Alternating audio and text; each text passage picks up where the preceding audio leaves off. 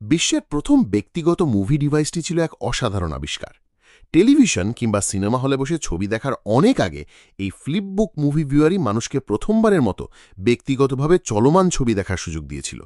এটি আবিষ্কৃত হয়েছিল এমন এক সময় যখন ইলেকট্রনিক টেলিভিশনের জন্ম হয়নি। বলা যায় বিনোদনের ইতিহাসে এটি ছিল কয়েক ধাপ এগিয়ে থাকা এক আশ্চর্য উদ্ভাবন। তখনকার দিনে আধুনিক বিনোদনের তেমন কোনো ব্যবস্থা ছিল না, তাই এই ডিভাইসটি বিনোদনের জায়গাগুলোতে সহজেই চোখে পড়ত। জনপ্রিয়তায় এটি অনেকটা আমাদের বর্তমানের ক্ল মেশিনের মতো ছিল। এর কাজ করার কৌশল ছিল ফ্লিপবুকের মতোই।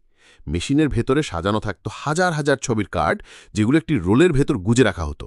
ব্যবহারকারী কেবল একটি হ্যান্ডেল ঘোরাতেন আর ছবিগুলো দ্রুত উল্টাতে শুরু করত। দৃষ্টির সাদৃশ্য নীতির কারণে ছবিগুলো একত্রে মিলে চলমান দৃশ্য তৈরি করত, আর ছোট একটি আইপিসের ভেতর দিয়ে তাকালেই সেই ছবিগুলো জীবন্ত হয়ে উঠত। ডিভাইসটি ব্যবহার করতে চাইলে দর্শককে মুদ্রা ফেলতে হতো, অনেকটা আজকের দিনের গেম মেশিন চালু করার মতোই। বিভিন্ন মেশিনে বিভিন্ন ধরনের থিম পাওয়া যেত, আর খরচও ভিন্ন হতো। এর মধ্যে সবচেয়ে জনপ্রিয় ছিল দুই ধরনের দৃশ্য। একদিকে ছিল চ্যাপলিন ধাঁচের নির্বাক কমেডি, আর অন্যদিকে শুধু আকর্ষণীয় নারী পুরুষকে ঘিরে সাজানো দৃশ্য। যেহেতু সবই নিছক দৃশ্যভিত্তিক, তাই শব্দের কোনো দরকার হতো না। কিন্তু সময়ের সঙ্গে সঙ্গে টেলিভিশন ও সিনেমার প্রসার ঘটতে শুরু করলে ফ্লিপবুক ভিউয়ার ধীরে ধীরে হারিয়ে যায়।